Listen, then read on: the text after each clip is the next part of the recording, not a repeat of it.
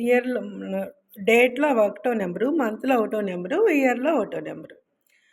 ఇలా వచ్చేసిందనమాట. జనవరి ఫస్ట్ సంవత్సరం ప్రారంభమే ఒకటో నెంబర్లు 3 ఒకట్లు. అంటే 3 సనులు. 3 సనులు బరాయించడం అంటే అంత మామూలు విషయమా? మానవ మాతృలకు సాధ్యమా? ఒక్క సన్నునే బరాయించలేం. అంటే న్యూమరాలజీకి సన్‌కి వస్తుంది. ఒకటో నెంబరు న్యూమరాలజీలో సన్ నెంబర్ అనమాట. సూర్యుని సంఖ్య. చంద్రుడంటే కొద్దిగా చల్లగా ఉంటాడు. జాబిలి, వెన్నెల కొద్దిగా ప్రశాంతంగా ఉంటది. కొంచెం నిద్రపోతాము. నిద్రపోయినప్పుడు కొద్దిగా మన body organs health is wealth కదా! హెల్త్ బాగుండాలంటే రెస్ట్ అవసరం. సో, చంద్రుడు ఉంటే రెస్ట్ ఉంటది. చంద్రుడే లేడనమాట జనవరి ఫస్ట్‌లో. అదనమాట.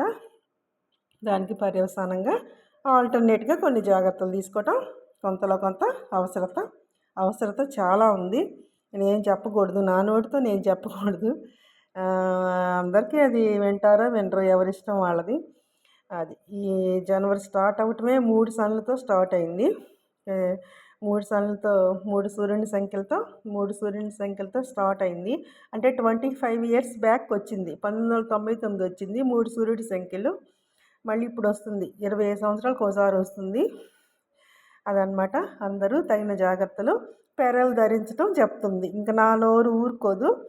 నేను ఇంకా 25 సంవత్సరాలకి ఉంటానో ఉండనో చెప్పలేను. 3 సూర్యులు వచ్చినప్పుడు ఈ సంవత్సరం మొత్తం ముత్యం పెరలంటే ముత్యం. ముత్యము వెండిలో వేసుకోవటం చాలా మంచిది. హెల్త్‌కి మంచిది.